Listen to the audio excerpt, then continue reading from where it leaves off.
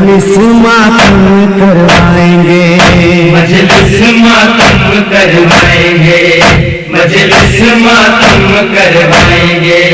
अऊज़ु बिल्लाहि मिनश शैतानिर रजीम, बिस्मिल्लाहिर रहमानिर रहीम, अल्हम्दुलिल्लाहि रब्बिल आलमीन, अस्सलातु वस्सलामु अला रसूलिहिल करीम व आलिहि तय्यबीन अत्ताहिरीन व लानतुल्लाहि अला आदाइहिम अजमईन, अम्मा बाद। नाज़रीन अस्सलामु अलैकुम व रहमतुल्लाहि व बरकातुहू। नाज़रीन, आज हम आपके दरमियान में एक ऐसा प्रोग्राम लेकर हाजिर हुए हैं जिसका उन्वान है अज़ादारी।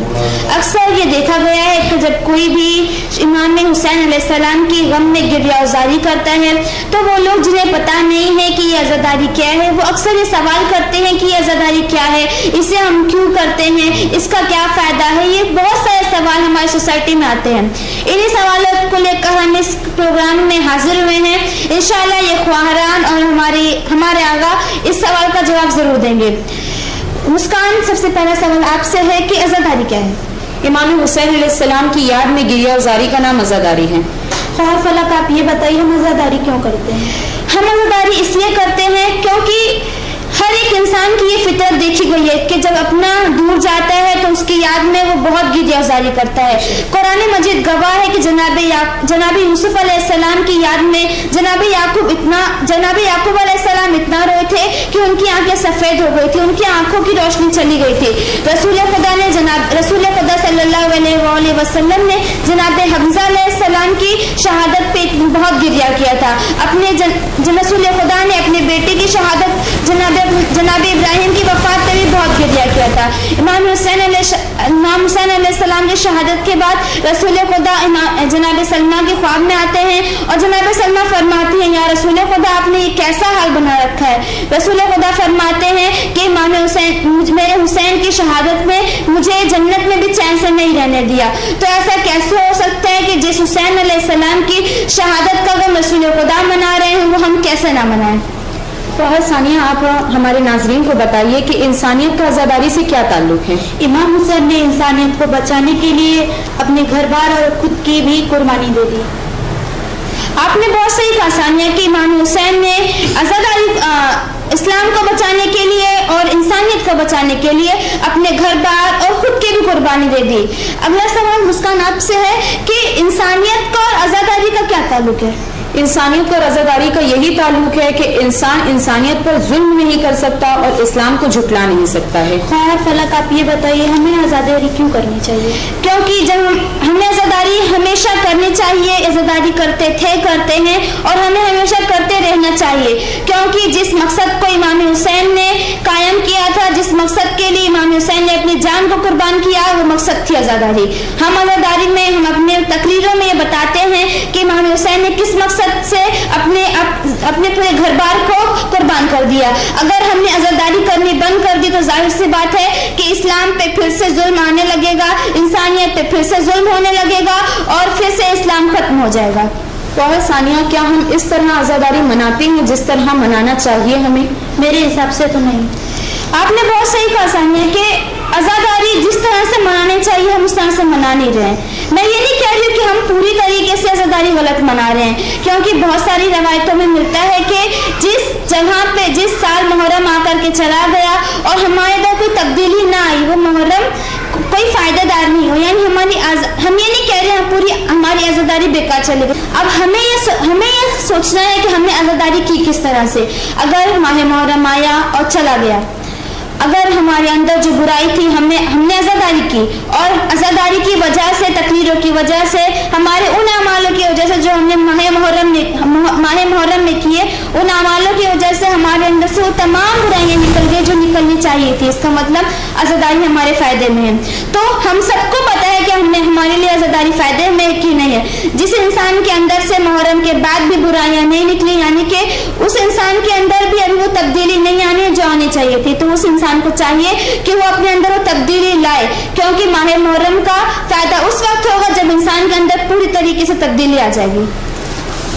नाजरीन, हमारे इस प्रोग्राम में हमारे उस्ताद मोहतरम हुज्जतुल इस्लाम अली जनाब मौलाना सैयद वसीह हसन नकवी साहब क़िबला मौजूद हैं। आगा आप हमारे नाजरीन को बताइए कि क्या अज़ादारी इसी को कहते हैं, और अगर अज़ादारी इसी को कहते हैं तो हम लोगों में किस तरह से इम्प्रूवमेंट आ सकते हैं, और अगर अज़ादारी में क्या इम्प्रूवमेंट होना चाहिए? اعوذ باللہ من الشیطان الرجیم بسم اللہ الرحمن الرحیم الحمد للہ رب العالمین الصلاۃ والسلام علی رسولہ الکریم وعلیہ الطیبین الطاہرین ولعنۃ اللہ علی اعدائهم اجمعین۔ سب سے پہلے تو میں آپ لوگوں کے حوصلے کے لیے اور آپ لوگوں کی ترقی کے لیے دعا کروں گا کہ یہ حوصلہ پیدا ہوا کہ ہم اپنے اعمال کا احاطہ کریں اور اپنی عزاداری کو دیکھیں کہ آیا ہم نے جو عزاداری کی ہے اس میں ہمارے اعمال یا ہمارے نفس میں یا ہماری عبادت میں تبدیلی ہوئی کہ نہیں۔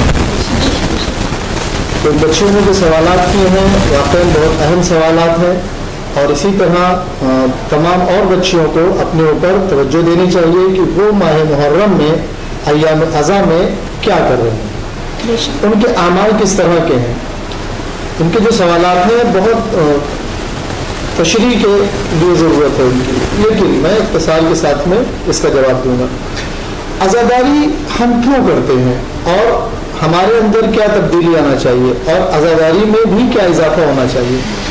عزاداری ہمارے لیے ایک ایسا اہم موضوع ہے کہ جسے ہمیں اپنے زندگی میں اس طرح جوڑے رہنا ہے جس طرح ہمارے جسم اور روح میں اتصال ہے۔ اگر جسم اور روح میں جدائی ہو جائے گی تو ہم ختم ہو جائیں گے۔ جس طرح مچھلی پانی میں رہنے کے بعد زندہ رہتی ہے، پانی سے نکال لیں گے تو مر جائے گی۔ جس طرح شکم مادر میں بچہ بڑا ہوتا ہے، پلتا ہے، اسے شکم مادر کی ضرورت ہے، وہاں سے وقت سے پہلے نکال لیا جائے گا تو وہ ختم ہو جائے گا۔ یہ دنیا بالکل اسی طرح ہے کہ عزاداری انسانیت کی حفاظت کے لیے، عزاداری اللہ کے پیغام کو پہنچانے کے لیے، عزاداری حج کی حفاظت کے لیے، عزاداری اذان کی حفاظت کے لیے، عزاداری ہماری خود حفاظت کے لیے، عزاداری انسانیت کی حفاظت کرتی ہے، کیونکہ امام حسین علیہ السلام کی جو قربانیاں ہیں وہ ضائع نہیں ہے، یا کسی مقصد یا کسی حکومت کے لیے عزاداری یا امام حسین علیہ السلام نے قربانی نہیں کی تھی۔ آج ہم امام حسین علیہ السلام کے مقصد کو آگے بڑھانے کے لیے اور اپنے اندر ان مقصد کو پورا کرنے کے لیے عزاداری کرتے ہیں۔ عزاداری اگر ہم کرتے رہیں تو یقیناً انسانیت اس عروج پر پہنچے گی کہ اگر کوئی انسان اپنے پروردگار سے کہے کہ زمین سونا ہو جائے تو زمین سونا ہو جائے گی۔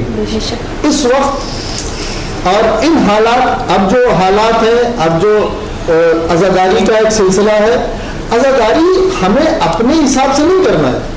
عزاداری جس طرح امام سجاد علیہ السلام نے کی اس طرح کرنا ہے، امام محمد باقر علیہ السلام نے کی اس طرح کرنا ہے، جناب زینب نے جس عزاداری کی بنیاد ڈالی ہے اس طرح ہمیں عزاداری کرنا ہے۔ عزاداری سے مقصد امام حسین علیہ السلام دکھنا چاہیے۔ امام حسین علیہ السلام کا مقصد کس طرح دکھے گا؟ اگر ہم عزاداری میں جاتے ہیں، مجلس میں جاتے ہیں، مثلا ایک خاتون مجلس میں بے پردہ گئی ہے لیکن جب وہ واپس آتی ہے تو باحجاب ہو جاتی، با پردہ ہو جاتی ہے۔ ایک مرد جب مجلس میں جاتا ہے بے نمازی جاتا ہے، اور جب مجلس میں گئی تو بے نمازی گئی۔ مجلس میں وہ باتیں کی جائے، وہ پیغام پہنچایا جائے کہ وہ جب واپس آئے تو اپنے بے نمازی ہونے پر اسے شرم آئے، وہ نمازی ہو جائے۔ ایک شخص جھوٹ بولتا ہے اور جب وہ مجالس اعضاء میں شرکت کرے تو اسے پتہ ہونا چاہیے کہ واقعا ہم جو کر رہے ہیں وہ غلط ہے۔ اس عزاداری سے ہمیں ہر روز ہر مجلس سے وہ چیزیں ملنا چاہیے، اور ملتی ہیں، وہ اور بات ہے کہ لوگ اسے قبول نہیں کرتے اور انہیں قبول کرنا چاہیے۔ خاص طور پر اگر خواتین اس پر کوشش زیادہ کریں گی تو انشاءاللہ ہماری عزاداری اور اس سے بہتر طریقے سے ہوگی۔ عزاداری بہتر ہو رہی ہے اور عزاداری میں کافی ترقی ہوئی ہے، ہر مقام کے اوپر، ہر جگہ کے اوپر آپ دیکھیے مجالسیں ہو رہی ہیں، جلوس نکل رہے ہیں، تعزیے نکل رہے ہیں، اور لوگ بڑھ رہے ہیں، لوگوں کا ہجوم بڑھ رہا ہے۔ لوگوں کا ہجوم بڑھنا اس بات کی دلیل ہے کہ امام حسین علیہ السلام کا مقصد پورا ہو رہا ہے اور ہونا بھی چاہیے۔ ہر انسان کو اپنا تجزیہ کرنا چاہیے کہ ہم کو اس عزاداری، اس سال جو ہم نے عزاداری کی، ہم کو کیا ملا ہے؟ آیا ہم کو امام حسین علیہ السلام ملے کہ نہیں ملے؟ مقصد امام حسین علیہ السلام نے پورا کیا کہ نہیں کیا؟ ہم نے اپنی فطرت، اپنی عادت میں جو غلطیاں تھیں ان کو چھوڑا کہ نہیں چھوڑا؟ جو ہمارے گھر میں اسلامی ماحول نہیں ہے اس ماحول کو ہم نے بدلا کہ نہیں بدلا؟ اگر ہم لوگ عزاداری کے ذریعے سے، کیونکہ عزاداری ایک ایسا پلیٹ فارم ہے کہ جہاں سے خدا کا پیغام، رسول کا پیغام، انبیاء کا پیغام، قرآن کا پیغام پہنچتا ہے. جہاں اتنے پیغامات پہنچتے ہیں اس نسل کو, اس قوم کو دنیا کی عظیم قوم بننا ہے. عزاداری ہم کو عظمت کی طرف لے جاتی ہے, عزاداری ہم کو بلندی کی طرف لے جاتی ہے, عزاداری ہمیں اچھا انسان بناتی ہے, عزاداری ہم کو علم اور حلم کی طرف لے جاتی ہے, اللہ کی طرف ہمیں لے جاتی ہے, عبادت کی طرف لے جاتی ہے. عزاداری سے بہت سارے فائدے ہیں, اور میں تمام مومنین سے ایک گزارش کروں گا کہ جب بھی کہیں جائیں عزاداری کے حوالے سے, مثلا مجلس میں جائیں, جلوس میں جائیں, علم اٹھانے میں جائیں, اپنے بچوں کو اپنے ساتھ لے جائیں اور ان کو سمجھائیں یہ علم جو آپ کے ہاتھ میں دکھ رہا ہے یہ مولا عباس کی نشانی ہے, یہ تابوت اٹھ رہا ہے یہ کربلا والوں کو, کربلا کے شہداء کی نشانیاں ہیں, ان کے بارے میں اپنے بچوں کو اسی جلوس میں بتاتے رہیں. انشاءاللہ ہمیں امید ہے جس طرح یہ بچیوں نے ترقی کی ہے اور اس آگے بڑھی ہیں اور اس پر سوالات اٹھائے ہیں, دوسری بچیاں بھی آگے بڑھیں گی. اور اس دعا کے ساتھ میں پروردگار باب محمد والے محمد ہم سب کو بہترین طریقے سے آل محمد کی مرضی کے مطابق عزاداری کرنے کی توفیق عنایت فرمائے. ناظرین, آپ نے دیکھا کہ ہمارے استاد محترم نے بہت مختصر طریقے سے اور بہت اچھا جواب دے دیا کہ عزاداری ہمارے سوسائٹی میں کیوں ضروری ہے.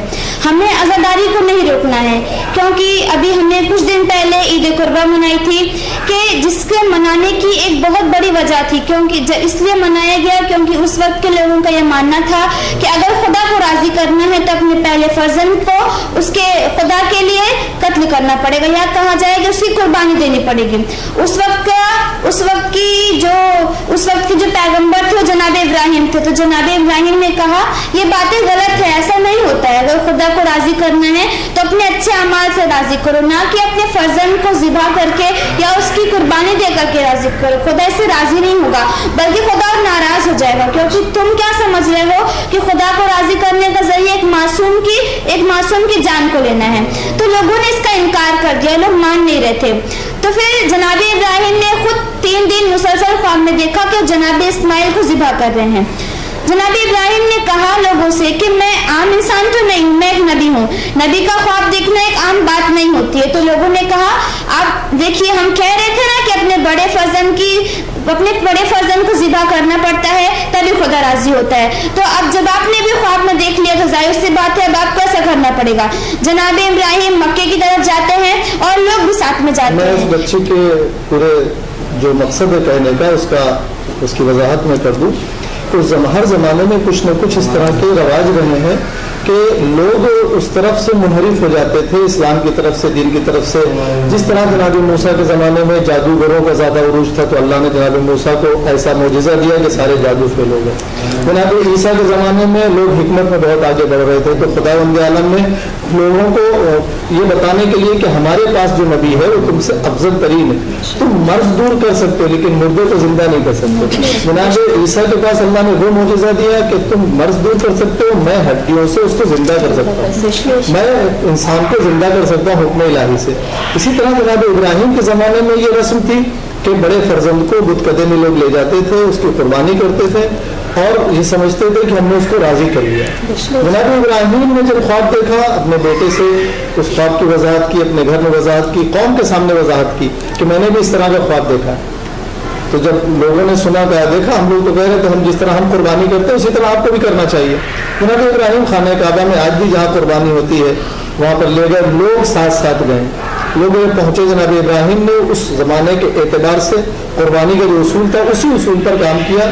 پہلے بیٹے کے ہاتھ پیر باندھے, پٹی باندھی, خود پر بھی پٹی باندھ لی اور قربانی کے لیے چھری رکھی. خدا وحدہ شریف نے جناب ابراہیم کی اس قربانی کو قبول کر لیا, جناب اسماعیل کی جگہ پر جنت سے دمبا بھیج دیا, انسان بچ گئے. جناب ابراہیم نے جب پٹی کھولی بیٹے کو زندہ پایا, دمبے کو ذبح پایا. اب لوگوں کی طرف مخاطب ہو کے کہا کہ اے لوگوں, اگر خدا کو انسان کی قربانی قبول ہوتی, اللہ نے تم کو اشرف المخلوقات پیدا کیا ہے, تم قربان ہونے کے لیے نہیں, انسانیت کو آگے بڑھانے کے لیے, دنیا کو ترقی کی طرف لے جانے کے لیے پیدا ہوئے. اگر اللہ کو جانور کی قربانی قبول ہوتی, انسان کی قربانی قبول ہوتی تو میرا بیٹا بھی قربان ہو جاتا. اس لیے آج بھی ہم لوگ کرتے ہیں کہ ایسا نہ ہو کہ یہ رسم دوبارہ شروع ہو جائے, دوبارہ نہ شروع ہو, اس لیے آج بھی قربانی ہوتی ہے. اسی طرح عزاداری بھی ہوتی ہے आज़ादारी इसलिए हमेशा होती है कि ऐसा ना हो कि फिर कोई यजीद खड़ा हो जाए और इस्लाम को तबाह और बर्बाद करने लगे। आज़ादार हमेशा इस्लाम की हिफाजत के लिए, दीन की हिफाजत के लिए, इमाम हुसैन अलैहिस्सलाम ने जो करबला में पैगाम दिया, उस पैगाम के एतबार से आज भी हम कुर्बानी देने के लिए तैयार हैं। बेशक नाज़रीन, आपने देखा आगा ने बहुत मुख्तसर तरीके से और बहुत सही जवाब दे दिया। इंशाअल्लाह हम अपने प्रोग्राम जिसका उन्वान होगा कि आज़ादारी हम किस तरह से करते हैं और किस तरह से होनी चाहिए, ऐसा प्रोग्राम लेके हम आपकी खिदमत में फिर हाजिर होंगे। वस्सलामु अलैकुम वरहमतुल्लाहि वबरकातुहू।